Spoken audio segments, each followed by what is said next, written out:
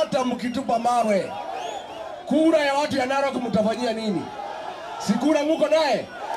Si mtapigia Maskonde? Bona wewe Ole Ntutu na Kasongo.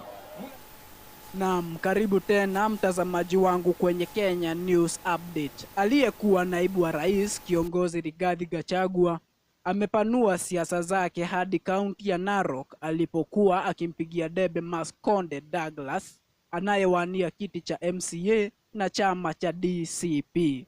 Vurugu imetokezea punde tu alipokuwa ameanza kuhutubia Wakenya.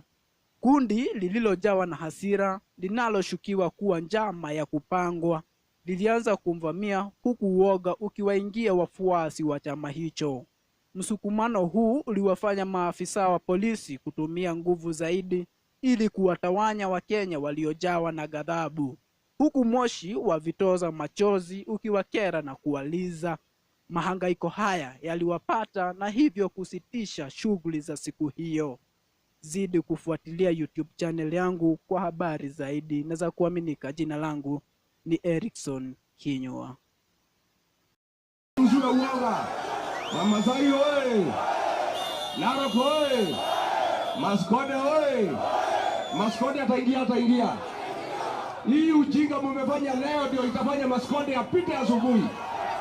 Si ndio? Atapita. Mimi nimeona hii siasa ya Kasongo ya ujinga, ya fujo, ya kupiga watu mawe ni siasa ambayo imepitwa na wakati. Si ndio? Wangapi wanasema Maskonde.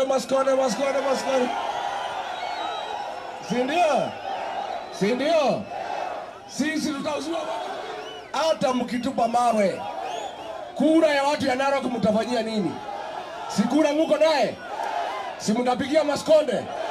Bona wewe Ole Ntutu na Kasongo unasimisha watu ya Narok ati wapigie mtu yenu kura. Kwani kura itapigwa na nguvu? Harambe! Maskonde anatosha atoshi? Aingie asiingie? Hii ujinga Kasongo muko naye ndio itafanya wewe kuwe one term. Si ndio? Harambe! Kasongo ni one term, si one term. Ole Ntutu ni one term, si one term. Maskonde asiingie? Aongee asiongee? Wacha tumpatie Maskonde nafasi.